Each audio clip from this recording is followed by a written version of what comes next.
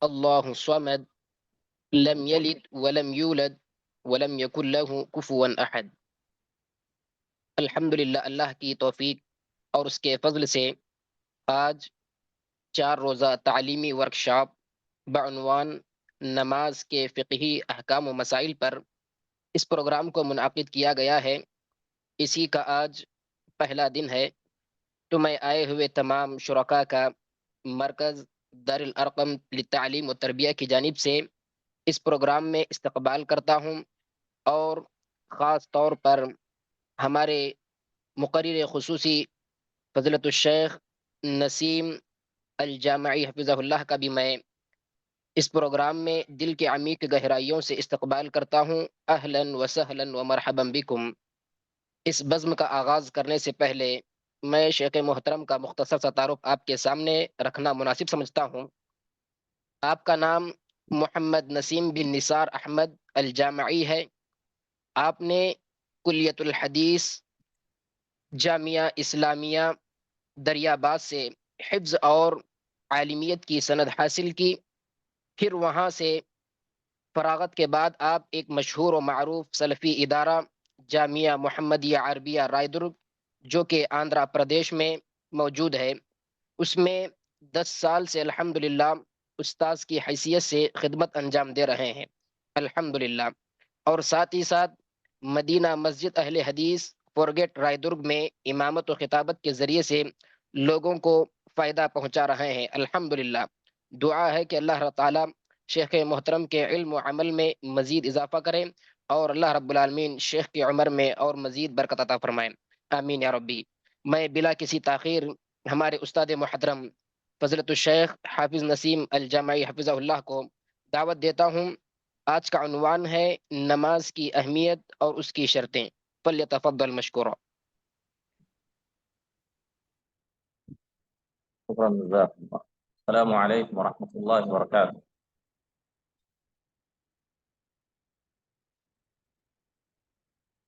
إن الحمد لله نحمده ونستعينه ونستغفره ونعوذ بالله من شرور أنفسنا ومن سيئات أعمالنا. من يهده الله فلا مضل له ومن يضلله فلا هادي له، وأشهد أن لا إله إلا الله وأشهد أن محمدا عبده ورسوله.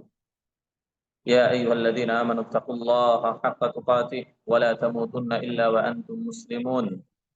يا أيها الناس اتقوا ربكم الذي خلقكم من نفس واحدة وخلق منها زوجها وبث منهما رجالا كثيرا ونساء، واتقوا الله الذي تساءلون به والأرحام إن الله كان عليكم رقيبا.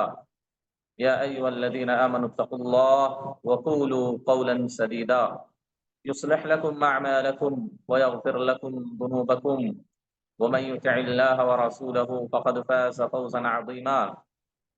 أما بعد، فإن خير الحديث كتاب الله، وخير الهدي هدي محمد صلى الله عليه وسلم، وشر الأمور محدثاتها، وكل محدثة بدعة، وكل بدعة ضلالة، وكل ضلالة في النار. فقد قال الله تبارك وتعالى في كلامه الحكيم: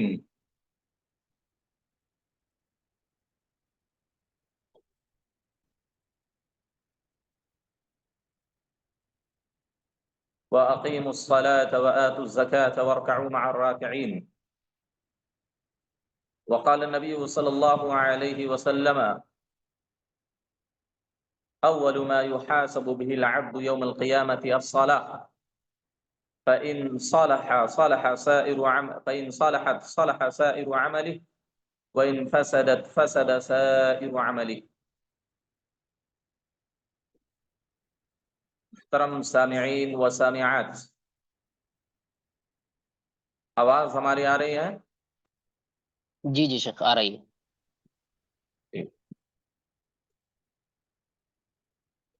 جیسا کہ شیخ یوسف جامعی حفظہ اللہ نے ابھی آپ کے سامنے ذکر کیا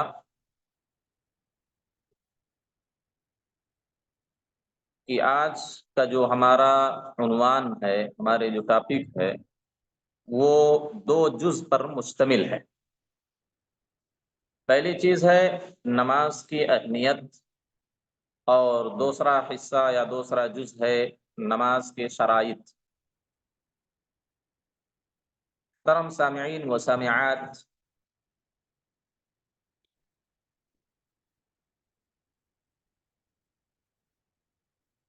آپ سب کو اس بات کا علم ہے، آپ بارہا آپ نے سنا ہوگا، پڑھا ہوگا کہ نماز کی کیا اہمیت ہے، شریعت اسلامیہ میں نماز کا کیا مقام ہے اور اسے کیا درجہ حاصل ہے۔ لیکن وَذَكِّرْ فَإِنَّ الذِّكْرَىٰ تَنفَعُ الْمُؤْمِنِينَ کے تحت چند کلمات میں آپ کے سامنے اہمیت نماز کے متعلق گوشے گزار کروں گا، کیونکہ ظاہر سی بات ہے اہمیت صلاح، فضیلت صلاح، مکانت الصلاح آپ بارہا سنتے ہیں اور پڑھتے رہتے ہیں بچپن سے ابھی تک، لیکن پھر بھی چند چیزیں آپ یہ سنیں کہ نماز کی کیا اہمیت ہے، کیا مقام ہے۔ آپ اسی سے اندازہ لگا سکتے ہیں کہ نماز کو شریعت اسلامیہ میں وہ مقام و مرتبہ حاصل ہے جو توحید کے بعد، شہادتین کے بعد اسلام میں جتنی بھی عبادتیں مسنون ہیں، مشروع ہیں، ان میں سے کوئی بھی عبادت نماز سے افضل اور برتر نہیں ہے۔ گویا کہ توحید کا اقرار کرنے کے بعد اگر سب سے افضل عمل، سب سے بڑی نیکی اور اللہ کے قرب کا سب سے اہم اور سب سے بڑا وسیلہ اور ذریعہ اگر کوئی ہے تو نماز ہے۔ آپ نماز کی اہمیت کا اندازہ اسی سے لگائیں کہ شریعت اسلامیہ میں بے شمار احکام و مسائل اللہ رب العالمین نے مشروع اور فرض قرار دیے ہیں۔ بے شمار مسائل، حج کے مسائل ہیں، زکوٰۃ کے مسائل ہیں، عبادات کے مسائل ہیں، معاملات کے مسائل ہیں، بیع و شراء کے مسائل ہیں، عقائد کے مسائل ہیں، بے شمار مسائل پر محیط ہے ہمارا دین، ہمارا اسلام۔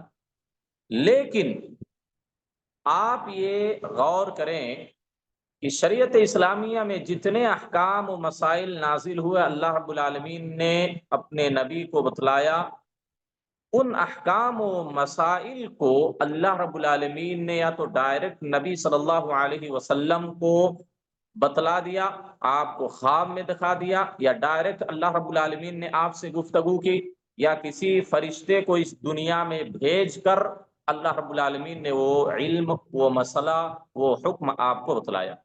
لیکن جب نماز کو فرض کرنا تھا، نماز کو جب واجب کرنا تھا، تو اللہ رب العالمین نے کسی فرشتے کو نہیں بھیجا کہ جا کے نماز کی فرضیت کی بشارت سناؤ کہ نماز تم پر فرض ہو گئی ہے، اتنے وقت کی نمازیں ہیں، اس قدر نماز پڑھی جائے گی۔ اللہ کو جب نماز فرض کرنا ہوا اور اللہ رب العالمین کو جب نماز کو مشروع کرنا ہوا، تو اللہ رب العالمین نے اتنے بلند مقام پر نبی صلی اللہ علیہ وسلم کو بلایا جسے ہم اور آپ معراج کے نام سے جانتے ہیں۔ آپ سوچیں کہ اللہ کے نبی صلی اللہ علیہ وسلم کو ساتوں آسمان سے بھی کہیں اوپر اللہ رب العالمین نے بلایا، سدرۃ المنتہا کے قریب آپ پہنچ گئے۔ وہاں پہنچ کر اتنے بلند مقام پر پہنچنے کے بعد اللہ رب العالمین نے جو سب سے بلند، سب سے افضل، سب سے برتر، سب سے بڑی عبادت جو ہے، اللہ رب العالمین نے اپنے پاس بلا کر ڈائریکٹ بالمشافہہ، بغیر کسی وسیلے کے اللہ رب العالمین نے نماز کو فرض قرار دیا، نماز کو مشروع قرار دیا۔ آپ سوچیں تقریباً تمام مسائل شریعت کے اس روئے زمین پر نازل ہوئے، کوئی فرشتہ لے کر آیا ہے یا ڈائریکٹ اللہ نے آپ کو بتایا ہے یا کسی فرشتے کو بھیج کر بتایا، خواب میں بتایا، لیکن جب نماز کو اللہ رب العالمین کو مشروع کرنا ہوا تو اللہ نے اللہ کے نبی صلی اللہ علیہ وسلم کو سب سے بلند مقام پر بلایا، اور سب سے بلند اور سب سے بڑی عبادت اور نیکی اللہ رب العالمین نے وہاں پر فرض قرار دی۔ اس سے آپ نماز کی اہمیت کا اور نماز کے مقام و مرتبے کا اندازہ لگا سکتے ہیں۔ اسی طریقے سے آپ دیکھیں نماز کی اتنی اہمیت ہے، اتنی اہمیت ہے کہ شہادتین کے بعد عملی عبادت جو سب سے پہلے کسی مسلمان پر فرض اور عائد ہوتی ہے وہ نماز ہی ہے، وہ نماز ہی ہے۔ اللہ کے نبی صلی اللہ علیہ وسلم کی بڑی معروف حدیث ہے، جب آپ معاذ بن جبل رضی اللہ تعالی عنہ کو یمن بھیج رہے تھے گورنر اور معلم بنا کر، تو آپ صلی اللہ علیہ وسلم نے ان کو چند نصیحتیں کی تھی۔ ان میں سے آپ صلی اللہ علیہ وسلم نے یہ نصیحت کی، یا معاذ جب تم یمن والوں کے پاس جانا، فَلْيَكُنْ أَوَّلَ مَا تَدْعُوهُمْ إِلَيْهِ، تو سب سے پہلے جس بات کی دعوت دینا ہے، جس مسئلے کو ان کے سامنے رکھنا ہے، وہ یہ ہے کہ وہ توحید کا اقرار کریں کہ اللہ کے علاوہ کوئی معبود برحق نہیں اور میں اللہ کا رسول ہوں۔ آپ صلی اللہ علیہ وسلم نے کہا اس کے بعد فَإِنْهُمْ أَطَاعُوا لِذَلِكَ، جب وہ لوگ آپ کی اس بات کو مان لیں، توحید کا اقرار کر لیں، کلمہ پڑھ لیں، تو آپ صلی اللہ علیہ وسلم نے کہا اس کے بعد سب سے پہلی چیز جو آپ کو ان کو بتلانی ہے وہ یہ کہ اللہ رب العالمین نے دن اور رات میں 5 وقت کی نمازیں تم پر فرض قرار دی۔ تو توحید کے بعد سب سے اہم عملی عبادت جو ہم مسلمانوں پر فرض ہوتی ہے اور عائد ہوتی ہے وہ نماز ہے، بلکہ اس سے کہیں زیادہ آپ نماز کی اہمیت کا اندازہ اس سے لگا سکتے ہیں کہ بہت سارے تقریباً صحابہ، تابعین اور سلف کی اکثریت کا یہ نقطہ نظر ہے کہ اگر کوئی نماز چھوڑ دیتا ہے تو وہ انسان مسلمان ہی نہیں، وہ کافر ہو جاتا ہے۔ آپ نے بارہا وہ حدیث سنی ہے، ان بین ترک الصلاۃ بین الصلاۃ والکفر ترک الصلاۃ، تو نماز چھوڑ دینے والے کے متعلق صحابہ، تابعین اور امت کے اسلاف کرام کی اکثریت نے اس کو کافر مانا۔ آپ اس سے نماز کی اہمیت کا اندازہ لگا لیں کہ اگر ہم نے عمدن جان بوجھ کر کوئی نماز چھوڑ دی تو ایسی صورت میں ہمارے سلف کا کہنا ہے کہ وہ انسان نماز سے، وہ اسلام سے خارج ہو جاتا ہے، وہ انسان مرتد ہو جاتا ہے گویا کی۔ اسی وجہ سے عرب کے اکثر علماء کا، چاہے وہ ابن باز ہو، ابن عثیمین ہو، اور ان سے پہلے امام عبد الوہاب ہو، عبد المحسن العباد ہو، یا جتنے بھی کبار علماء سعودیہ کے ہیں خاص طور پر، تقریباً سب کا یہی فتویٰ ہے کہ نماز چھوڑنے والا کافر ہو جاتا ہے۔ اللہ ہم سب کی اس حفاظت فرمائے، اللہ ہم سب کو 5 وقتہ نمازوں کی پابندی کرنے کی توفیق عطا فرمائے۔ تو یہ بڑا سنگین مسئلہ ہے میرے بھائیوں اور بہنوں، بہت ہی خطرناک مسئلہ ہے کہ ہم اور آپ کتنی نمازیں ایسے ہی چھوڑ دیتے ہیں، خاص طور پر خواتین، کیونکہ ان کو مسجد میں آنا نہیں رہتا ہے، گھروں میں نماز ادا کرنا رہتا ہے، سستی، کاہلی، کام کاج کی وجہ سے یا دوسری مصروفیات اور مشغولیات کی وجہ سے یا نماز کی اہمیت کا علم نہ ہونے کی وجہ سے خاص طور پر فجر کی نمازیں خواتین یا بچیاں جو ہیں وہ ادا نہیں کرتی ہیں، نمازیں نہیں پڑھتی ہیں۔ سوچئے کتنا سنگین مسئلہ ہے اور ہم اس کو اتنے ہلکے میں لے لیتے ہیں، ہمیں کوئی پرواہ نہیں نماز چھوٹ جاتی ہے، ہمیں کوئی پرواہ نہیں نماز میں کمی ہو جاتی ہے۔ ہم کو اس کی سنگینی کا علم ہونا چاہیے کہ امت کے ایک بڑے طبقے نے ایسے انسان کو کافر گردانا ہے۔ اور یہ بات یہ بھی جان لیں کہ ہماری اور آپ کی نیکیوں کی قبولیت کا دار و مدار بھی نماز پر ہے۔ ہماری اگر نماز صحیح ہے، اللہ اس کے رسول کے بتلائے ہوئے طریقے کے مطابق ہماری نماز ہے، سارے ارکان، سارے شروط اور واجبات، سنن، مستحبات کے ساتھ اگر ہم نماز ادا کر رہے ہیں، ہماری نماز اللہ کی بارگاہ میں قبول ہو جا رہی ہے، تو یہ سمجھیے کہ اس کے علاوہ جو ہم نیکیاں کرتے ہیں، زکوٰۃ کی شکل میں، روزے کی شکل میں، حج کی شکل میں، صدقات و خیرات کی شکل میں، لوگوں کے ساتھ احسان اور بھلائی کرنے میں جو بھی نیکیاں ہو سکتی ہیں، ان ساری نیکیوں کی قبولیت کا دار و مدار نماز کی مقبولیت اور نماز کی صحت پر ہے میرے بھائی۔ یہ بڑا اہم مسئلہ ہے، نماز کو ہلکے میں کبھی بھی مت لیں، نماز کو کبھی بھی ہلکی عبادت، معمولی عبادت نہ سمجھیں، یہ بڑی اہم اور بڑی افضل عبادت ہے، ہمارے اعمال کی قبولیت کا دار و مدار نماز پر ہے۔ آپ صلی اللہ علیہ وسلم کی صحیح حدیث انس بن مالک رضی اللہ تعالی عنہ راوی حدیث میں فرماتے ہیں اول ما يحاسب به العبد يوم القیامت الصلاۃ۔ آپ اس سے اندازہ لگائیں نماز کی اہمیت کا۔ بے شمار ہماری زندگی میں گناہ ہیں، نیکیاں ہیں، بے شمار مسائل ہماری زندگی میں درپیش ہوئے ہیں، لیکن سب سے پہلے جب اللہ رب العالمین کی عدالت لگے گی، اللہ رب العالمین انصاف کرے گا، سوال و جواب کا سلسلہ جب شروع ہوگا، تو رب العالمین کے سامنے جب ہم کھڑے ہوں گے، کوئی ہمارے ساتھ کوئی ترجمان نہیں ہوگا، کوئی ہماری مدد کرنے والا نہیں ہوگا، سب سے پہلے رب العالمین اپنے بندے سے یہی سوال کرے گا، کیا تم نے نمازوں کی پابندی کی، نمازوں کو پڑھا، نمازوں کی حفاظت کی؟ اول ما یحاسب به العبد یوم القیامہ الصلاۃ، سب سے پہلے قیامت کے دن جن چیزوں کا حساب لیا جائے گا ان میں سے سب سے پہلی چیز نماز ہے میرے بھائی۔ اب آپ اندازہ کریں، آپ غور کریں، آپ سوچیں کہ ہم نے کتنی نمازیں ضائع کر دی، کتنی نمازیں ہم نے چھوڑ دی ہیں، کتنی نمازوں میں ہم نے سستی اور کاہلی سے کام لیا، کتنی ایسی نمازیں ہیں جن میں ہم نے ارکان اور شروط اور واجبات کا لحاظ نہیں کیا۔ آپ سوچیں، ہماری نماز کا سب سے پہلے حساب ہوگا۔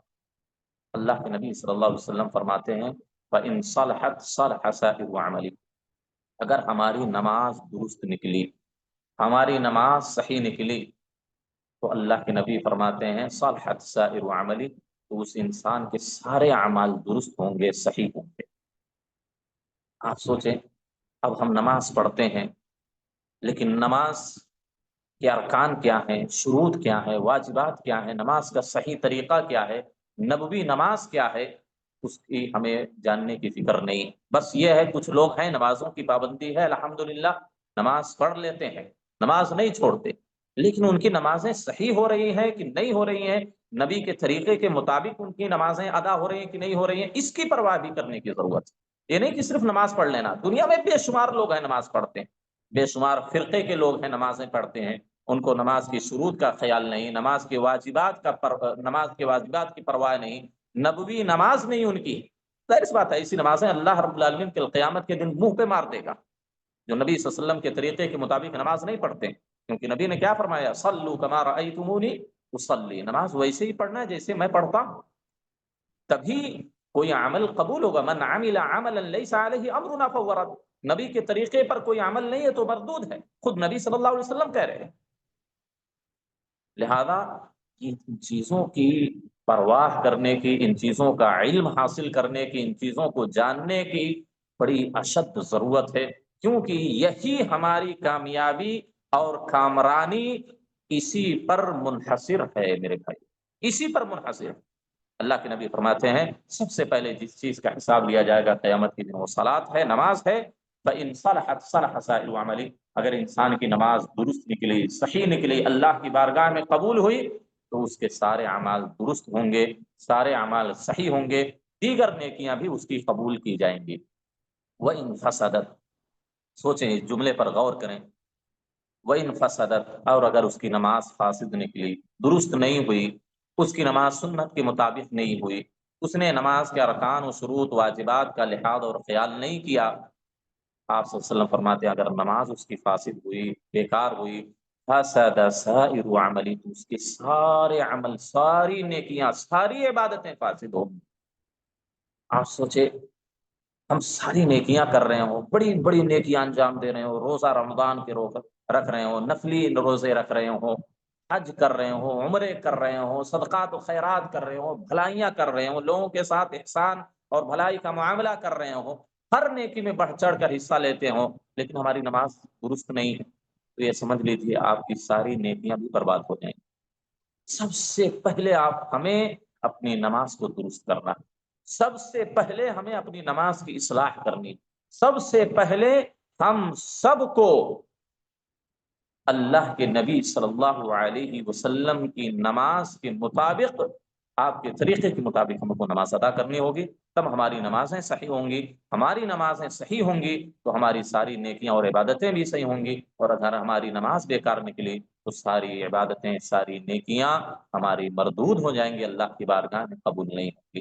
لہذا نماز کی بڑی اہمیت ہے، نماز کا بڑا مقام ہے، نماز کو جو مقام حاصل ہے، توحید کے بعد کسی بھی عبادت کو، کسی بھی نیکی کو مقام حاصل نہیں، لہذا اس کی طرف توجہ دینے کی ضرورت ہے، نمازوں کی اصلاح کرنے کی ضرورت ہے۔ آپ یہ سمجھیں نماز وہ مقام ہے، وہ مرتبہ ہے، اس کی وہ اہمیت ہے کہ اپنے خالق حقیقی سے بندہ سب سے زیادہ قریب نماز میں، سب سے زیادہ اپنے رب کے قریب آدمی اس وقت ہوتا ہے جب وہ اللہ کے سامنے آ کر کھڑا ہوتا ہے۔ نماز کی حالت میں اللہ سے سب سے قریب اپنا وہ بندہ ہوتا ہے۔ ہمیں دنیا کے کسی بڑے آدمی کی قربت حاصل ہو جائے، اس کا ساتھ مل جائے، کبھی وزیر اعظم کے ساتھ کسی کو فوٹو مل جائے، کسی ایم ایل اے کے ساتھ، کسی منتری کے ساتھ، کسی بڑے عالم کے ساتھ، کسی بڑے کاروباری کے ساتھ، کتنی خوشی ہوتی ہے۔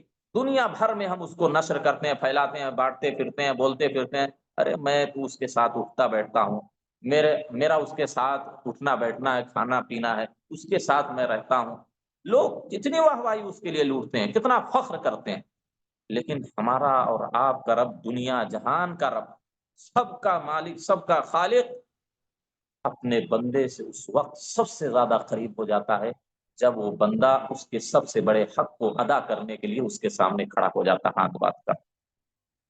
حدیث کے اندر آتا، آپ نے بارہا سنا، اقرب ما یکون العبد من ربه وهو ساجد، اقرب ما یکون العبد من ربه وهو ساجد، ایک بندہ اپنے رب کے سب سے زیادہ قریب اس وقت ہوتا ہے جب وہ اللہ کے لیے اپنی پیشانی کو زمین پر رکھ دیتا ہے، جب وہ سجدے میں جاتا ہے تو سب سے بڑے مقام پر، سب سے اونچے مقام پر وہ فائز ہو جاتا ہے۔ جتنا جھکیں گے اللہ کے لیے اتنا ہم اونچے اٹھیں۔ اسی وجہ سے حدیث کے اندر آتا ہے، من تواضع للہ رفعہ اللہ، جو اللہ کے لیے تواضع اختیار کرتا ہے اللہ اس کو اتنا ہی بلند مقام عطا کرتا ہے۔ اور تواضع کی سب سے بڑی دلیل، سب سے بڑی علامت اور نشانی یہ ہے کہ ہم اللہ کے سامنے اپنی پیشانی کو رگڑیں، اپنی ناک کو رگڑیں، یہ تواضع ہے۔ ظاہر سی بات ہے جو متکبر ہوگا وہ کبھی اللہ کو سجدہ نہیں کرے گا۔ آپ فرعون کو دیکھیں، اس نے اللہ کو سجدہ نہیں کیا۔ ابو جہل اور ابو لہب کو دیکھیں، اس نے اللہ کو سجدہ نہیں کیا، یہ تکبر کی علامت تھی۔ تو تواضع کی سب سے بڑی دلیل، سب سے بڑی مثال اگر کوئی ہے تو وہ اللہ رب العالمین کے لیے سجدہ کرنا۔ آپ جتنا اللہ کے سامنے جھکیں گے، جتنی تواضع اختیار کریں گے اللہ کے لیے، اللہ کی نگاہ میں آپ کا مقام، آپ کا مرتبہ اتنا ہی بلند ہوگا، اتنا ہی عالی اور رفیع ہوگا۔ تو ہم، کون نہیں چاہتا کہ ہم اپنے رب کے سب سے قریب ہو جائیں، ہم اپنے رب کے سب سے زیادہ قریب بندے بن جائیں، اللہ کی قربت ہمیں حاصل ہو جائے، اللہ کی معیت ہمیں حاصل ہو جائے، اللہ کی خصوصی مدد ہمیں شامل حال ہو۔ کون نہیں چاہتا؟ ہم میں سے ہر ایک کی خواہش ہے۔ تو نمازوں کی پابندی کرنے کی ضرورت ہے، اس سے اللہ کا قرب حاصل ہوتا ہے، اللہ کی قربت ہمیں اور آپ کو نصیب ہوتی ہے۔ حدیث کے اندر آتا ہے، اگر کسی کو اللہ سے بات کرنا، اللہ سے سرگوشی کرنا، تو اس کا واحد ذریعہ نماز ہے، واحد ذریعہ نماز ہے۔ آپ اللہ سے بات کرنا چاہتے ہیں، ہم اللہ سے بات کرنا چاہتے ہیں، اللہ سے سرگوشی کرنا چاہتے ہیں، اللہ سے مناجات کرنا چاہتے ہیں، نماز میں کھڑے ہو جائیں، نماز میں کھڑے ہو جائیں میرے بھائی۔ سامعین و سامعات، میرے دینی بھائیوں اور دینی بہنوں، ہم نماز میں جب کھڑے ہوتے ہیں، حدیث کے اندر آتا ہے، ان العبد اذا قام يصلي فانما يناجي ربه، جب بندہ نماز میں کھڑا ہوتا ہے تو اپنے رب سے سرگوشی کرتا، اپنے رب سے بات کر رہا ہوتا ہے۔ کتنا بڑا مقام نماز میں ہمیں حاصل ہوتا ہے، کتنی بڑی شان اس مومن بندے کی ہے جو نمازوں کی پابندی کرتا ہے۔ حدیث کے اندر آتا ہے، جب آدمی نماز میں خشوع خضوع کے ساتھ کھڑا ہوتا ہے، فإن اللہ يقبل بوجهه، اللہ پوری توجہ اس بندے کی طرف کر دیتا ہے، اللہ بھی اس کو دیکھتا رہتا ہے، اپنی پوری توجہ اس کے اوپر کر لیتا ہے۔ لیکن جب بندہ ادھر دائیں بائیں جھانکنے لگتا ہے، اوپر نیچے ادھر ادھر اپنی نگاہوں کو پھیرنے لگتا ہے، تو اللہ بھی اپنی نگاہ پھیر لیتا ہے۔ تو یہ نماز کی اہمیت ہے، نماز کا یہ مقام ہے، نماز کا یہ مرتبہ ہے۔ لہذا بے شمار ہم قرآن و حدیث میں بے شمار دلائل ایسے ہیں جو نماز کی اہمیت اور نماز کی فضیلت پر دلالت کرتی ہیں۔ میرے خیال سے اتنا نماز کی اہمیت کے لیے کافی ہے۔ اب ہم دوسرے جز کی طرف لوٹتے ہیں، نماز کے شروط۔ نماز کے شروط، شروط کا مطلب یہ ہوتا ہے کہ اگر یہ چیزیں ہماری نماز میں نہ پائی جائیں، حالانکہ شروط کا تعلق نماز سے باہر کا ہے۔ دیکھیے، ایک چیز ہوتی ہے رکن، ایک چیز ہوتی ہے شرط۔ شرط جس کا تعلق خارج عمل سے ہو، یعنی داخل عمل سے، اس عمل کے اندر داخل ہونے کے بعد جن چیزوں کا تعلق ہوتا ہے اس کو رکن کہتے ہیں۔ اور عمل سے باہر والے جو چیزیں ہوتی ہیں جو واجب اور ضروری ہیں ان کو شرط کہتے ہیں۔ یہ بڑے سمپل انداز میں ہم نے آپ کو بتلایا ہے، ورنہ اصطلاحی تعریف اگر آپ کے سامنے رکھیں تو بڑی پیچیدہ اور مشکل ہوگی آپ کو سمجھنے میں۔ تو شرط کا مطلب یہ ہوتا ہے کہ نماز سے پہلے کچھ ایسے اعمال ہیں، کچھ ایسی چیزیں ہیں جن کو انجام دینا ضروری ہے۔ اگر ان میں سے کوئی بھی چیز نماز میں داخل ہونے سے پہلے ہماری اور آپ کی چھوٹ گئی تو ہماری نماز ضائع و برباد ہو جائے گی، باطل ہوگی، وہ نماز اللہ کی بارگاہ میں قبول نہیں ہوگی۔ اگرچہ آپ نماز شروع کرنے کے بعد کتنی خشوع خضوع کے ساتھ لمبی لمبی سورتیں، لمبا قیام، لمبا رکوع، لمبا سجدہ، بڑے خشوع خضوع کے ساتھ نماز پڑھ لیں، لیکن اگر ہماری شرط چھوٹ گئی تو ہماری نماز باطل ہے، ہماری نماز بیکار ہے۔ تو شرط کی یہ اہمیت ہے، اس کو شرط کہتے ہیں۔ لہذا نماز کے شروط جو ہیں ان ساری شرطوں کا پایا جانا ضروری ہے، تب جا کر ہماری نماز صحیح ہوگی۔ تو آپ یہ جان لیں کہ نماز کی جو شرطیں ہیں وہ دو طرح کی، شرائط نماز کی دو قسمیں ہیں۔ ایک کو کہتے ہیں شرط وجوب اور دوسری کو کہتے ہیں شرط صحت۔ شرط وجوب کا مطلب کیا ہے؟ نماز کے واجب ہونے کی شرط، نماز کے واجب ہونے کی شرط، یعنی کچھ ایسی شرطیں ہیں اگر وہ ہماری اور آپ کی زندگی میں پائی جائیں تو نماز ہم پر واجب ہوگی، اور اگر وہ چیزیں نہ پائی جائیں تو نماز ہم پر واجب نہیں ہوگی۔ اس کا مطلب ہے شرط وجوب، نماز کے واجب ہونے کی شرطیں۔ نماز کے واجب ہونے کی شرط، سب سے پہلی شرط کیا ہے؟ آپ لوگ نوٹ بھی کر لیں اختصار کے ساتھ، تفصیل آپ لوگ سنیں اور جو پوائنٹ ہے اس کو نوٹ کر لیں۔ شرط وجوب، سب سے پہلی چیز الاسلام، اسلام۔ اسلام یہ نماز کے واجب ہونے کے لیے بھی شرط ہے اور نماز کے صحیح ہونے کے لیے بھی شرط ہے۔ لہذا آپ یہ جان لیں اسلام یا مسلمان ہونا نماز کے واجب ہونے کی شرط ہے۔ اگر کوئی آدمی کافر ہے، مشرک ہے، مرتد ہے تو اس پر نماز واجب نہیں ہے۔ یہ اور بات ہے کہ نماز کا وہ مکلف ہے، شریعت کے حکم کا وہ مخاطب ہے، لیکن اگر وہ مسلمان نہیں ہے تو اس پر نماز واجب نہیں ہے۔ اور یہ بات یاد رکھیں کہ جتنے کفار ہیں اگرچہ نماز ان پر واجب نہیں ہے لیکن وہ شریعت کے مکلف ہیں، نماز کے حکم کے مکلف ہیں۔ کل قیامت کے دن ان کافروں کو نماز چھوڑنے کی بھی سزا دی جائے گی، اس کا بھی عذاب جھیلنا پڑے گا۔ تو نماز کے واجب ہونے کی پہلی شرط اسلام ہے۔ کافر ہے نماز واجب نہیں، مرتد ہے نماز واجب نہیں ہے، اسی طریقے سے مشرک ہے نماز واجب نہیں۔ اسی وجہ سے اگر کوئی کافر اسلام لے آئے تو کفر کی زندگی میں جو نمازیں اس کی چھوٹ گئی ہیں اس کو قضا کرنے کی یا اس کو ادا کرنے کی اس سے فرمائش نہیں کی جائے گی، اس سے مطالبہ نہیں کیا جائے گا کہ کفر کی حالت میں، شرک کی حالت میں جو تمہاری نمازیں چھوٹ گئی ہیں اب تم ان نمازوں کی قضا کرو یا ان کی بھرپائی کرو، نہیں، کیونکہ اس پر نماز واجب ہی نہیں تھی۔ جب واجب نہیں تھی تو اسلام لانے کے بعد ان چھوٹی ہوئی نمازوں کو ادا کرنے یا قضا کرنے کی ضرورت نہیں ہے۔ نماز کن کو قضا کرنے کا حکم دیا جاتا ہے؟ نماز کی قضا کون کرتا ہے؟ کوئی بتائیں۔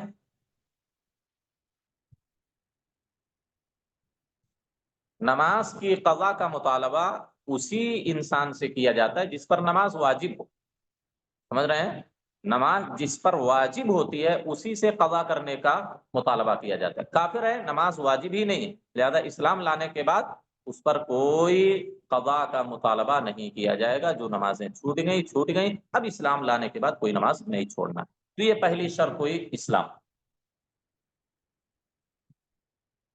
دلائل میں ہم نہیں جائیں گے، دلائل میں جائیں گے تو باتیں لمبی ہوتی جائیں گی۔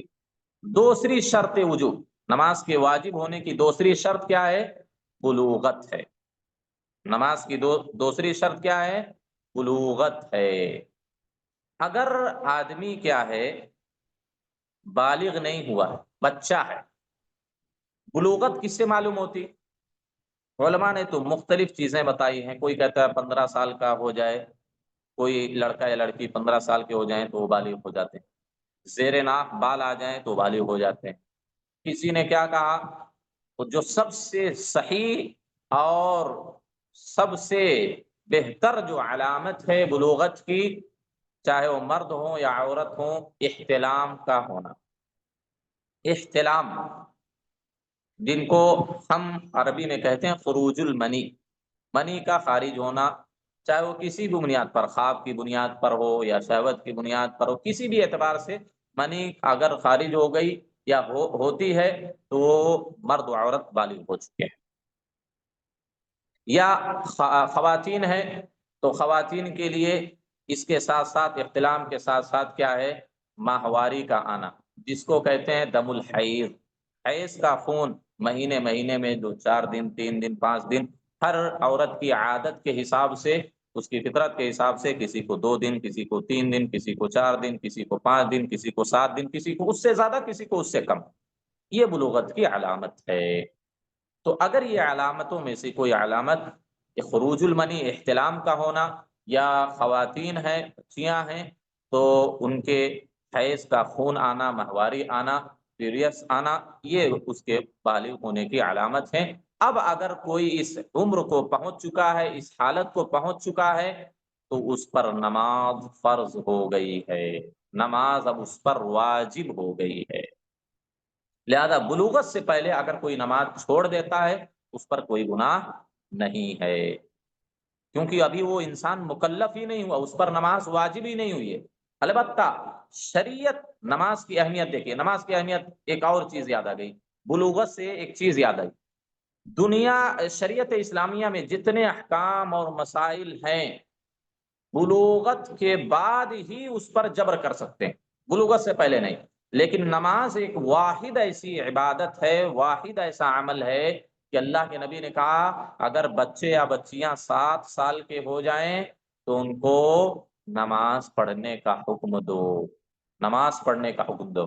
دیکھیے شریعت نے کبھی نہیں کہا، کہیں نہیں کہا، کسی نابالغ کو مکلف نہیں بنایا 7 سال کے ہو جائیں تو زکوٰۃ ادا کریں، 7 سال کے ہو جائیں تو روزہ رکھیں، 7 سال کے ہو جائیں تو حج کر لیں، 7 سال کے ہو جائیں تو یہ کریں وہ کریں، جو بھی واجبات ہیں شریعت میں، کہیں بھی اللہ کے نبی صلی اللہ علیہ وسلم نے، اللہ نے قرآن مجید میں کہیں کسی نابالغ کو اس طرح کے عمل کا مکلف نہیں بنایا۔ لیکن نماز واحد ایسی عبادت ہے، واحد ایسا عمل ہے کہ شریعت نے کہا 7 سال کے ہو جائیں تبھی نماز کا حکم دو، اور یہاں تک کہا وَاضْرِبُوهُمْ عَلَيْهَا وَهُمْ أَبْنَاءُ 10 سِنِينَ، اور 10 سال کے ہو جائیں نماز نہ پڑھیں تو مارو ان کو مار کے پڑھاؤ نماز۔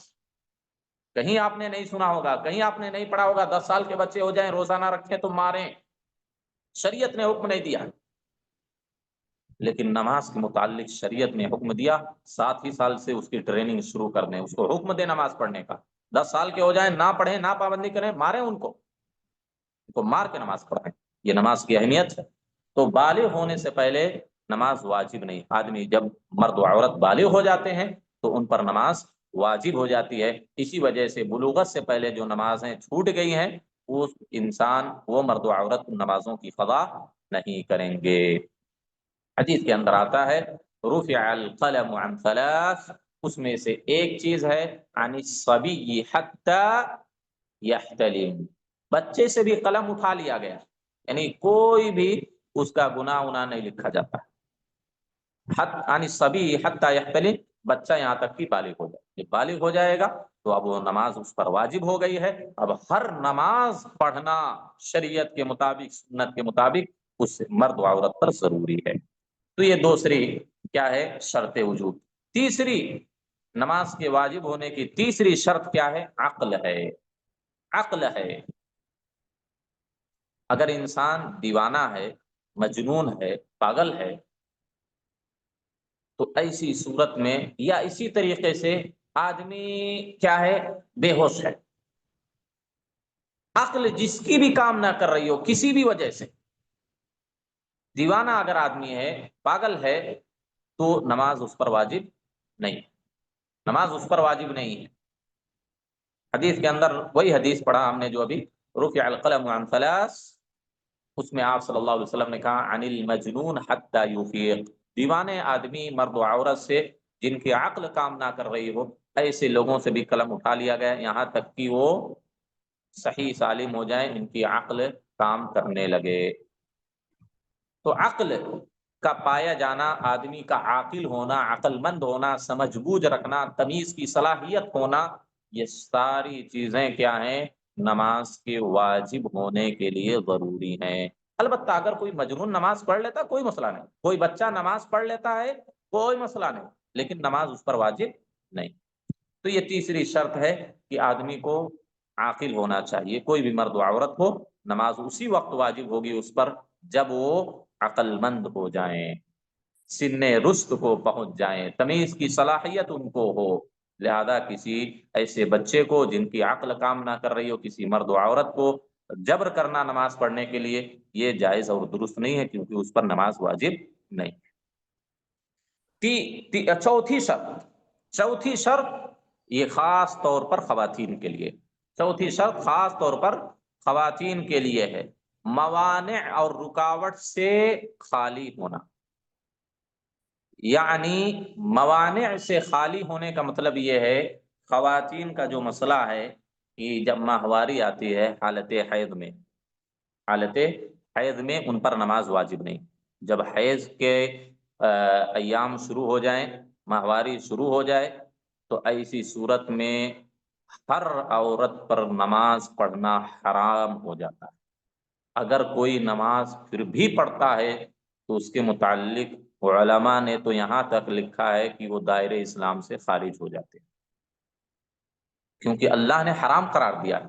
اب کسی حرام کام کو حلال سمجھ کے کوئی ادا کرے تو ظاہر سی بات ہے یہ سنگین جرم ہے۔ علماء کی ایک بڑے جماعت نے اس کو کہا کہ وہ عورت اسلام سے خارج، وہ کافر ہو گئی۔ تو نماز واجب نہیں ہے اس پر، حالت حیض میں نماز واجب نہیں۔ جب تک آپ کے ماہواری آ رہی ہے، جب تک حیض کے ایام ہے، تب تک آپ نماز کے قریب بھی نہیں جا سکتے۔ اس کے علاوہ جو بھی قرآن پڑھنا ہے، ذکر و اذکار کرنا ہے، تسبیحات کرنی ہے، دیگر جو نیکیاں وہ کر سکتی ہیں، نماز نہیں پڑھ سکتی۔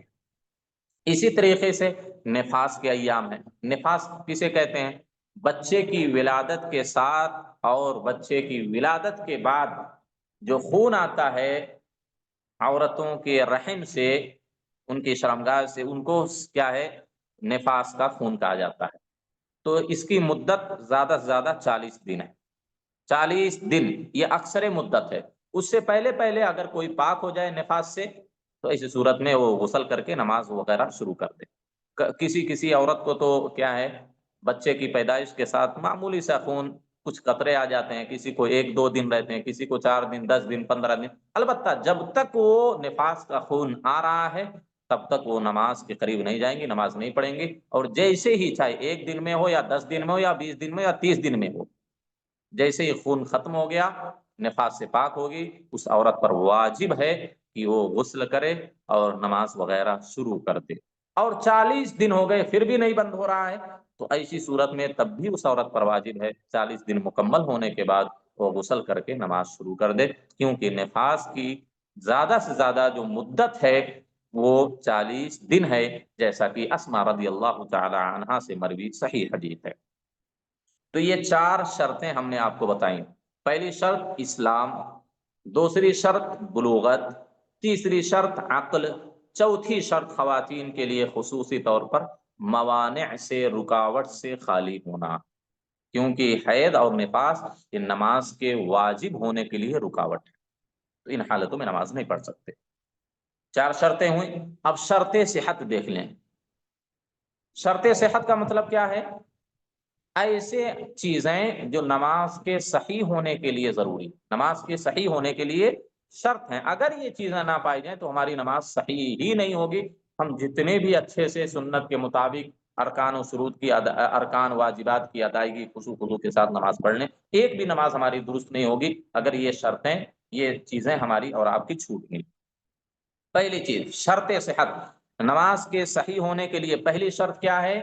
دخول الوقت، نماز کے وقت کا داخل ہونا، نماز کے وقت کا شروع ہونا۔ ٹھیک ہے، نماز کے وقت کا شروع ہونا۔ مثلا فجر کی نماز، ہماری جو فجر کی نماز کا وقت شروع ہو رہا ہے 5 بجے، اب اگر کوئی 4:55 پہ فجر کی نماز پڑھ لے، یا 5 بجے سے، کبھی بھی 5 بجے سے پہلے نماز پڑھ لے فجر کی، بڑے خضوع کے ساتھ غسل کر کے، اچھے کپڑے میں ملبوس ہو کر کے، لمبی نمازیں پڑھ لے لیکن اس کی نماز صحیح نہیں ہوگی۔ کیوں؟ کیونکہ نماز کے صحیح ہونے کے لیے ایک بنیادی شرط کیا ہے؟ نماز کے وقت کا داخل ہونا، نماز کے وقت کا شروع ہونا۔ نماز کا وقت شروع ہو گیا ہے، اب آپ کو اول وقت میں نماز پڑھنا تو اول وقت میں نماز پڑھ لیں، نہیں تو آپ کو جیسی فرصت ملے، جیسا وقت ملے، جیسے آپ کے یہاں کیا ہے نمازیں چلتی ہوں، اس حساب سے آپ نماز پڑھ لیں۔ تو یہ سب سے پہلی چیز ہے نماز کے وقت کا داخل ہونا۔ البتہ جمع بین الصلاتین کی صورت میں، جمع بین الصلاتین کی صورت میں ایک نماز کو مقدم یا مؤخر کیا جا سکتا ہے۔ جمع بین الصلاتین کا مطلب دو نمازوں کو جمع کرنا، دو نمازوں کو ظہر اثر کو ایک ساتھ، مغرب عشاء کو ایک ساتھ، یہی نمازوں کو ہم جمع کر سکتے ہیں۔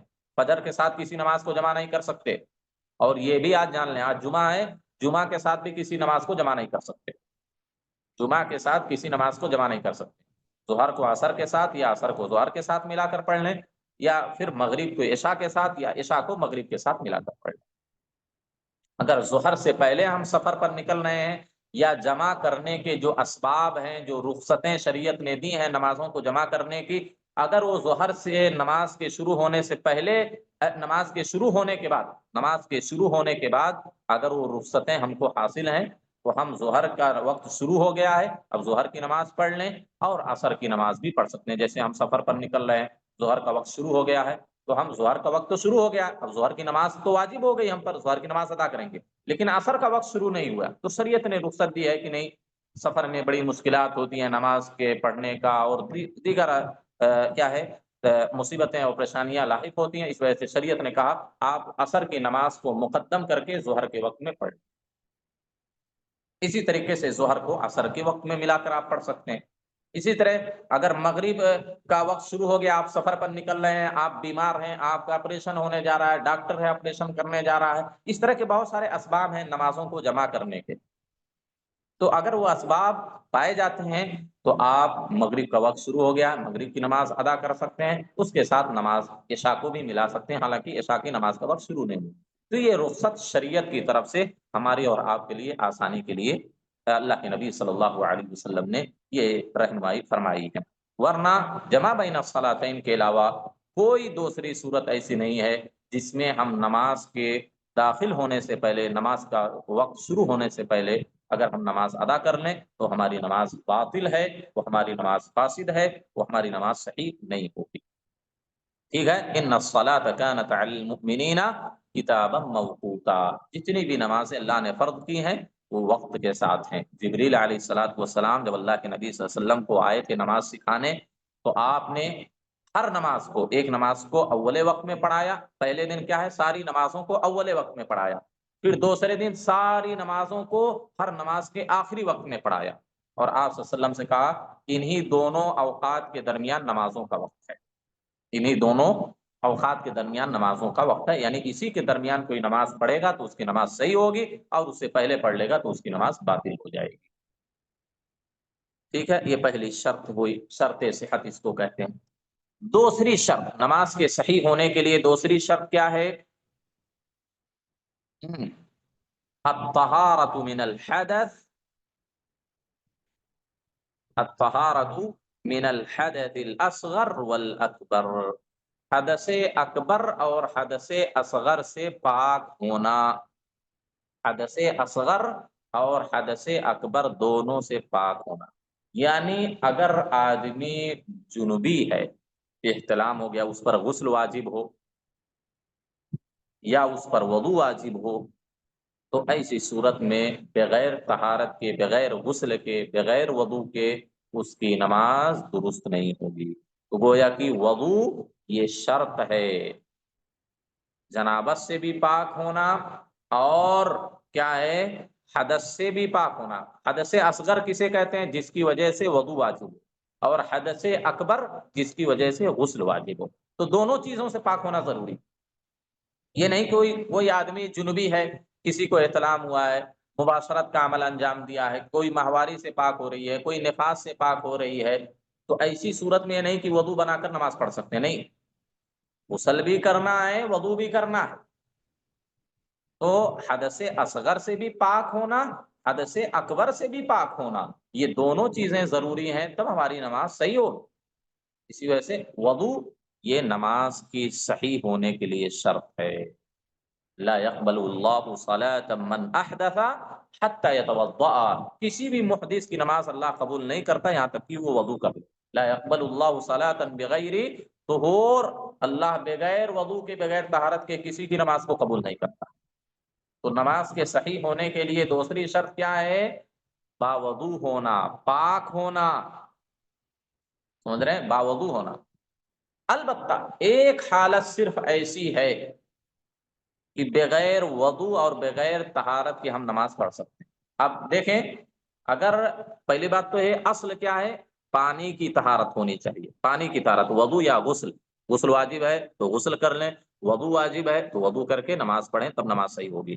لیکن اگر آپ کے پاس پانی نہیں ہے، یا پانی ہے لیکن آپ پانی کی استعمال کی قدرت نہیں رکھتے ہیں، اس وجہ سے کیسے قدرت نہیں رکھتے ہیں؟ مثلا پانی آپ کے پاس موجود ہے، گرم کرنے کا کوئی آلہ نہیں ہے، اگر آپ پانی استعمال کریں گے تو آپ بیمار پڑ جائیں گے، یا آپ بیمار ہیں پانی استعمال کریں گے آپ کی بیماری میں اضافہ ہو جائے گا، یا پانی ہے لیکن اگر آپ پانی استعمال کریں گے تو آپ کی شفا یابی میں تاخیر ہو جائے گی۔ تو یہ ساری صورتیں کیا ہیں؟ پانی کی استعمال کی قدرت نہ ہونے میں شامل، کہ پانی ہے لیکن آپ کیا ہے، وضو کریں گے، غسل کریں گے تو بیمار پڑ جائیں گے۔ کیسے معلوم ہوگا آپ بیمار پڑ جائیں گے؟ یا تو تجربے کی وجہ سے آپ کے ساتھ کئی مرتبہ ایسا ہو چکا ہو کہ آپ جب بھی پانی استعمال کرتے ہیں ایسے وقت میں، ٹھنڈی کے موسم میں یا فلاں موسم میں سخت بیمار ہیں، سخت بخار ہے، ڈاکٹر نے آپ کو مشورہ دیا ہے کہ ایسی حالت میں پانی استعمال نہیں کرنا، جیسے کتا وغیرہ کاٹ لیتا ہے تو ڈاکٹر یہ مشورہ دیتے ہیں کہ پانی سے دور رہیں، سر پہ پانی نہ ڈالیں، بارش میں نہ بھیگیں، اس طرح کی صلاح مشورے دیتے ہیں۔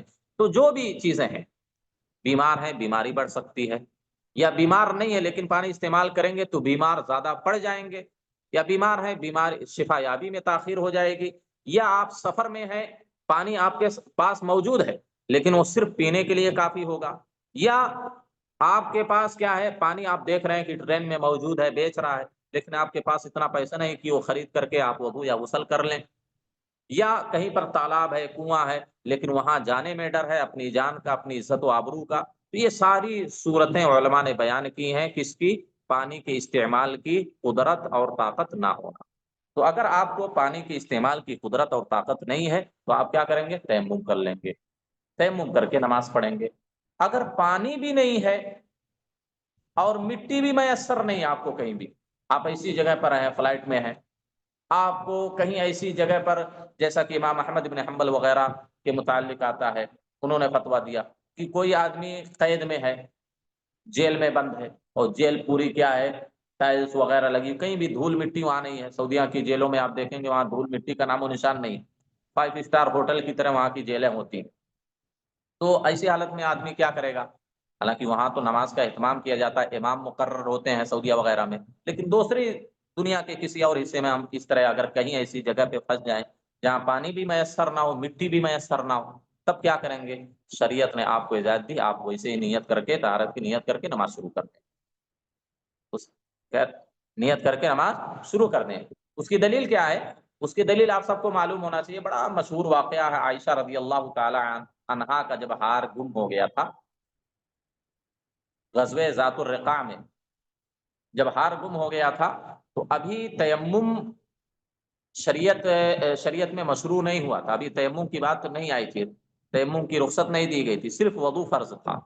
تو ہار گم ہو گیا، اب پانی موجود نہیں ہے، سب ڈھونڈ رہے ہیں پانی نہیں ہے، تو کچھ صحابہ نے وقت پر نماز پڑھ لی، کچھ صحابہ نے پانی نہ ہونے کی وجہ سے نماز نہیں پڑھی۔ تو جب بغیر وضو کے نماز صحیح ہو جاتی ہے، کیونکہ اس وقت طہارت کا ایک ہی طریقہ تھا، صرف وضو، تو جب بغیر وضو کی نماز درست ہو جاتی ہے۔ اب دو طریقہ ہمارے پاس ہے، اگر وضو نہیں کر سکتے تو تیمم کر لیں، اب مٹی بھی نہ ہو تو بغیر مٹی اور وضو کے بھی نماز ہماری درست ہو جائے گی، صحیح بخاری کی حدیث۔ ٹھیک، تو یہ بات ہو گئی۔ پہلی شرط کیا بتلائی ہم نے نماز کے صحیح ہونے کے لیے؟ نماز کے وقت کا شروع ہونا۔ دوسری شرط ہم نے بتلائی کہ حدث سے اصغر اور حدث اکبر سے پاک ہونا۔ تیسری شرط الطہارۃ من الخبث، نجاست سے بھی پاک ہونا، نجاست سے بھی پاک ہونا۔ نجاست تین حیثیت سے، تین اعتبار سے نجاست سے پاک ہونا ہم کو۔ پہلی چیز، ہمارے جسم پر کوئی نجاست نہ لگے، پیشاب کے قطرے ہوں، فضلات ہوں، یا دوسری بھی جو بھی چیزیں نجس ہوں، ہمارے جسم پر سر سے لے کر پیر تک کہیں کوئی نجاست نہ لگے۔ دوسری چیز کیا ہے؟ ہم جو کپڑا پہن کر نماز پڑھ رہے ہیں اس کپڑے پر بھی کہیں نجاست نہ لگے۔ تیسری چیز، ہم جس جگہ کھڑے ہو کر بیٹھ کر نماز پڑھ رہے ہیں وہ جگہ بھی نجاست سے پاک ہونی چاہیے۔ تین چیزیں، جسم بھی نجاست سے پاک ہو، کپڑا بھی نجاست سے پاک ہو، اور جس جگہ پر ہم نماز پڑھ رہے ہیں وہ جگہ بھی نجاست سے پاک ہو۔ یہ تین چیزیں نجاست سے پاک ہونا ضروری ہے، تبھی ہماری نماز صحیح ہوگی۔ اللہ نے کیا کہا؟ وَثِيَابَكَ فَطَهِّرْ، وَثِيَابَكَ فَطَهِّرْ، کپڑا پاک رکھو۔ نماز کی جگہ کا پاک ہونا، وہ اعرابی والی حدیث آپ بڑی مشہور ہے کہ ایک اعرابی آیا مسجد کے کونے میں پیشاب کرنے لگا، آپ صلی اللہ علیہ وسلم نے کہا کہ اس پر پانی بہا دو، جگہ پاک ہو جائے۔ تو یہ ہو گئی نجاست۔ کیا ہے؟ بدن کا پاک ہونا، آپ صلی اللہ علیہ وسلم نے کہا فَاسْتَنزِهُوا مِنَ الْبَوْلِ، پیشاب سے بچو۔ یہ جسم سے کیا ہے؟ نجاست، جسم کا نجاست سے پاک ہونا۔ تو اس طرح کی بے شمار دلیلیں ہیں۔ تو یہ تین چیزیں ہماری نجاست سے پاک ہونی چاہیے۔ اگر ہمارے کپڑے میں نجاست لگی ہے، ہم کو اس کا علم ہے، ہم نے نماز پڑھ لی، نماز باطل۔ ہمارے جسم میں نجاست لگی، ہم کو اس کا علم ہے، نماز پڑھ لی، نماز باطل۔ جس جگہ پر نماز پڑھ رہے ہیں ہم کو اس کا علم ہے کہ یہ جگہ نجیس ہے، نماز پڑھ لی، نماز باطل۔ لیکن آپ یہ جان لیں، اگر علم نہیں تھا، کپڑے میں نجاست لگی ہوئی تھی، بدن میں نجاست لگی ہوئی تھی، یا جس جگہ پر نماز پڑھ رہے ہیں وہاں پر نجاست لگی ہوئی تھی، ہم کو علم نہیں تھا، اس کا معلوم نہیں تھا کہ یہ نجس ہے کپڑا، بدن یا جگہ، ہم نے نماز پڑھ لی، اور نماز ہماری صحیح اور درست ہوگی، ہماری نماز صحیح اور درست ہوگی۔ اس کی دلیل وہی حدیث ہے کہ اللہ کے نبی صلی اللہ علیہ وسلم جوتے میں نماز پڑھا رہے تھے، آپ کے جوتے میں نجاست لگی ہوئی تھی، جبریل آ کر نماز کی حالت میں بتلائے یا آپ کے جوتے میں نجاست لگی ہوئی ہے، تو آپ نے جوتا نکال دیا۔ ظاہر سی بات ہے آپ صلی اللہ علیہ وسلم نماز کا کچھ حصہ پڑھا چکے تھے، یہ نہیں کہ کھڑے ہوتے ہی جبریل آ گئے تھے، نماز کا کچھ حصہ آپ پڑھا چکے تھے، بیچ میں درمیان میں جبریل نے آپ کو آ کر بتلایا کہ آپ کے جوتے میں نجس ہوئی ہے، تو آپ نے نماز کے درمیان جوتا نکالا۔ تو جو نمازیں نجاست کے جوتے میں جو نجاست لگی ہوئی تھی، جوتا پہن کر جو نماز آپ صلی اللہ علیہ وسلم نے پڑھایا، اس کو لوٹایا نہیں۔ کیوں نہیں لوٹایا؟ کیونکہ آپ صلی اللہ علیہ وسلم کو علم نہیں تھا کہ جوتے میں نجاست لگی ہوئی ہے۔ تو اگر علم نہیں ہے، ہم نے پڑھ لیا، تو ہماری نماز درست ہوگی۔ لیکن علم ہونے کے باوجود، جاننے کے باوجود اگر ہم نے کسی ایسی جگہ پر، کسی ایسے کپڑے میں، کسی اور ایسے جسم کے ساتھ نماز پڑھ لی جس میں نجاست لگی ہوئی تھی، تو نماز باطل ہے، وہ نماز درست نہیں ہوگی۔ ٹھیک ہے؟ البتہ اگر آدمی نجاست کپڑے پر لگی ہے یا اسی طریقے سے بدن پر لگی ہے، اب وہ آدمی اس کے ازالے کی طاقت ہی نہیں رکھتا ہے، اس کے پاس اس کے علاوہ کوئی کپڑا نہیں ہے، اور جسم کے نجاست کے ازالے کی کوئی صورت ممکن نہیں ہے، ایسی صورت میں اسی حالت پر اگر وہ نماز پڑھ لیتا تو اس کی نماز درست ہوگی۔ اس کے بعد ایک نماز کے صحیح ہونے کے لیے ایک شرط کیا ہے؟ ستر العورہ، ستر العورہ۔ مرد عورت کے لیے اس میں تفریق کرتے ہیں علماء۔ مردوں کے لیے جو ستر ڈھانپنا ہے نماز میں، وہ گھٹنے سے لے کر ناف تک، گھٹنے سے لے کر ناف تک کا حصہ حالت نماز میں ڈھکا ہونا چاہیے، ران کا کوئی حصہ نہیں دکھنا چاہیے، شرمگاہ کا کوئی حصہ نہیں دکھنا چاہیے۔ تو ناف سے لے کر گھٹنے تک کا حصہ یہ ستر عورہ میں داخل ہے مسلمان مردوں کے لیے۔ اور اس کے ساتھ ساتھ ایک اور چیز مرد جو ہیں ان کا کندھا بھی ڈھکا ہونا چاہیے، یہ شولڈر جو ہے یہ کندھا بھی نماز کی حالت میں نہیں دکھنا چاہیے۔ صحیح حدیث ہے لا یصلین احدکم، اللہ کے نبی صلی اللہ علیہ وسلم نے کہا ہرگز ہرگز تم میں سے کوئی نماز نہ پڑھے اس حالت میں کہ اس کے کندھے پر کوئی چیز نہ ہو، تو کندھا بھی نہیں کھلا ہونا چاہیے۔ یہ مردوں کے لیے بڑے مختصر انداز میں ہم گفتگو کریں گے، نماز وقت تیزی کے ساتھ گزر رہا۔ لیکن عورتوں کا جہاں تک مسئلہ ہے، عورتوں کا جہاں تک مسئلہ ہے، چہرے اور ہتھیلی کے علاوہ جسم کا پورا حصہ سطر میں داخل ہے۔ چہرے اور ہتھیلی کے علاوہ نماز کی حالت میں پورا حصہ ڈھکا ہونا چاہیے، تبھی اس کی نماز درست ہوگی۔ یہاں تک کہ خواتین کا جو بال ہے وہ بال بھی نہیں دکھنا چاہیے۔ امام احمد بن حنبل کہتے ہیں اگر سامنے سے 2-4 بال بھی دکھ جائیں کسی عورت کے تو اس کی نماز باطل ہو جائے گی۔ حنبلیہ اس مسئلے میں بڑے سخت ہیں، اور کیوں نہ ہو، حدیث بھی ہے ہمارے پاس، لا يقبل اللہ صلاۃ حائض الا بخمار، اللہ کسی بالغہ عورت کی نماز کو قبول نہیں کرتا مگر بغیر دوپٹے کے۔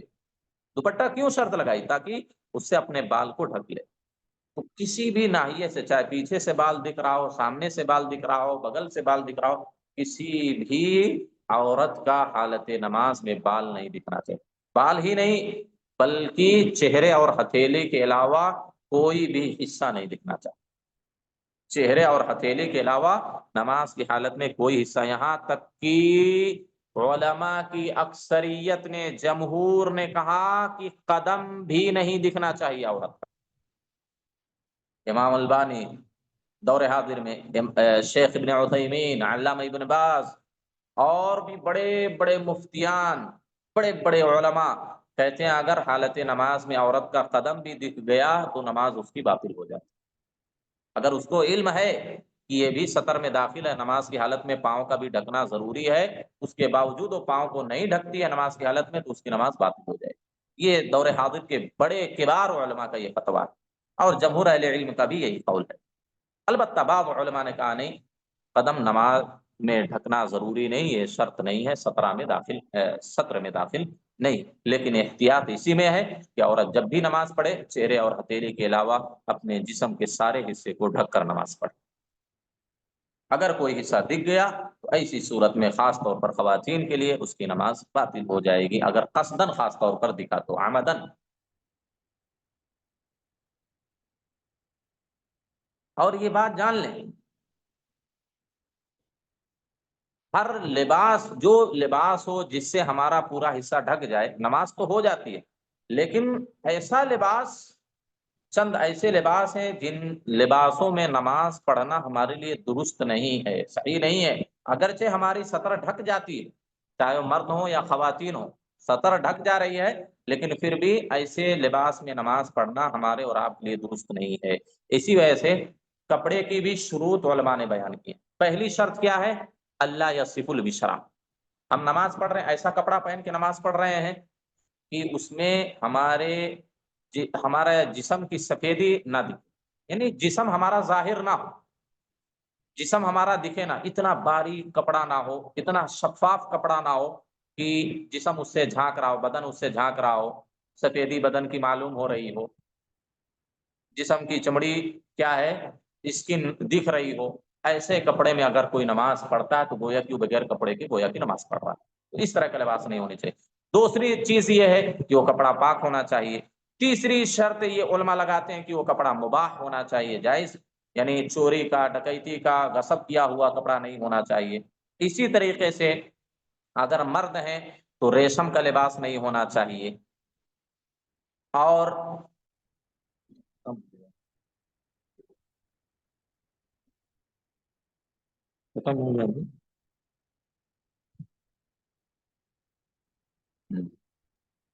نہیں شیخ۔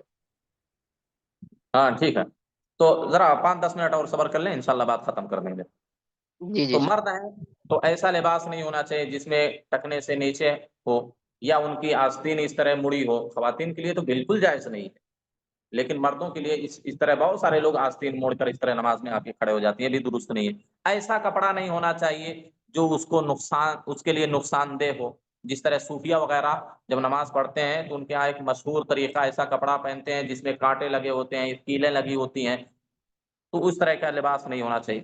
پانچویں شرط لوگ بتاتے ہیں کہ وہ کپڑا بالکل کشادہ ہونا چاہیے، ایک دم ڈھیلا ڈھالا ہونا چاہیے، تنگ نہیں ہونا چاہیے، کہ جسم کے ہر عضو واضح طور پر معلوم ہو رہے ہوں۔ جسم کا ہر عضو کیا ہے، اس کا حجم سب کچھ واضح طور پر معلوم ہو رہا ہے، جس طرح بڑی چست جنس ہے اور بڑے چست لباس، یا جو بھی چاہے مرد ہو یا خواتین ہو، اس طرح کے چست لباس نہیں پہن کر نماز نہیں پڑھنا چاہیے۔ ایسا لباس نہ ہو جس میں کافروں کی، فاسقوں کی، مشرکوں کی، ایکٹر وغیرہ کی، کھلاڑیوں وغیرہ کی مشابہت اس میں نہ ہو۔ کچھ لوگ ایسا لباس بھی پہن کے نماز پڑھتے ہیں۔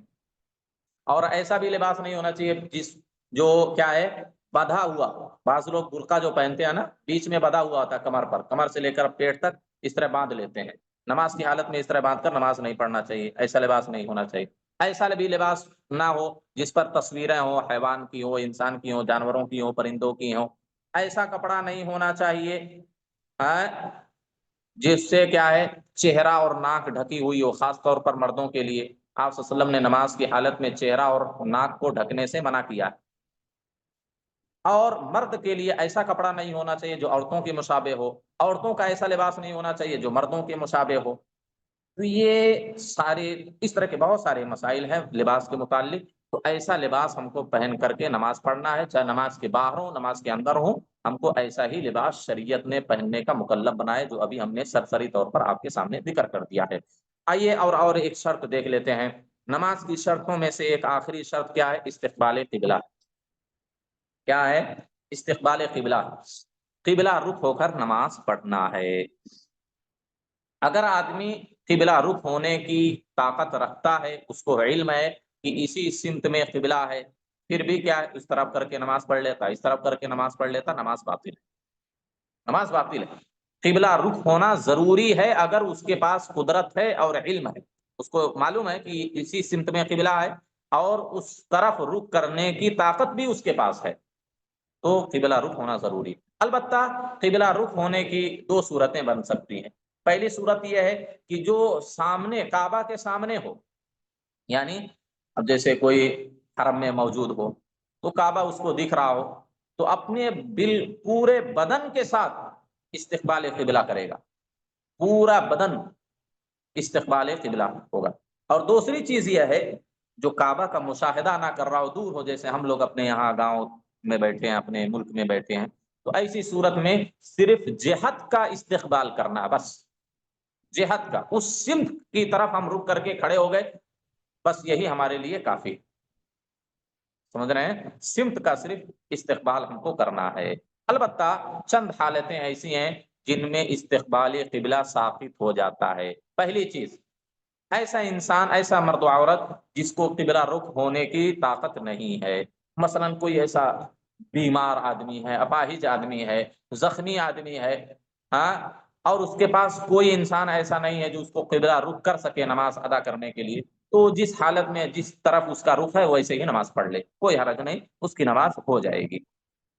دوسری چیز یہ ہے جس کو قبلے کا علم نہ ہو، اس نے کوشش کی، لوگوں سے معلوم کرنے کی کوشش کی، اور خود اجتہاد کیا، لیکن پھر بھی کیا ہے، نماز شروع کر دیا، بعد میں معلوم ہوا کہ نہیں بھائی قبلہ تو اس طرف تھا، میں نے اس طرف نماز رک کر کے پڑھ لی، تب بھی اس کی نماز صحیح ہوگی، جیسا کہ حضرت عامر رضی اللہ تعالیٰ عنہ کی حدیث ہے۔ تیسری حالت شدت خوف۔ شدت خوف کا مطلب کیا ہے؟ جب دشمن کا آمنا سامنا ہو، جیسے حالت جنگ میں، جہاد کے موقع پر صحابہ وغیرہ کو سلف کو پیش آیا کئی مرتبہ، تو ایسی حالت میں بھی کیا ہے، قبلہ ساقط ہو جاتا ہے۔ اور چوتھی حالت نفل نماز میں، خاص طور پر جو آدمی سوار ہو، اونٹنی پر ہو، بس پر ہو، ٹرین پر ہو، جہاز میں ہو، اگر قبلہ کر لیا تو اچھی بات ہے، نہیں قبلہ رخ ہو سکا تو کوئی حرج نہیں ہے۔ ٹھیک ہے، تو یہ 8 شرطیں ہوئی، ہم نے 8 شرطیں آپ کے سامنے بیان کی۔ بعض لوگوں نے 9 شرط بیان کی ہے، 9ویں شرط نیت ہے، لیکن صحیح بات یہ ہے کہ وہ رکن ہے، وہ نماز کے داخلی حصے میں شامل۔ انشاءاللہ ارکان کے متعلق جب گفتگو ہوگی، نماز کے ارکان کیا کیا ہیں، نماز کے اندر کن کن چیزوں کا پائے جانا ضروری ہے، تب ہماری نماز صحیح ہوگی۔ اگر کوئی چیز چھوٹ جائے تو ہماری نماز باطل ہو جائے گی۔ انشاءاللہ اس کو کبھی دوسرے دن آپ کے سامنے ان ساری چیزوں کو رکھا جائے گا۔ جی، اب اگر کسی کو مختصر انداز میں 5-10 منٹ کے اندر اندر اہم سوالات ہوں تو ان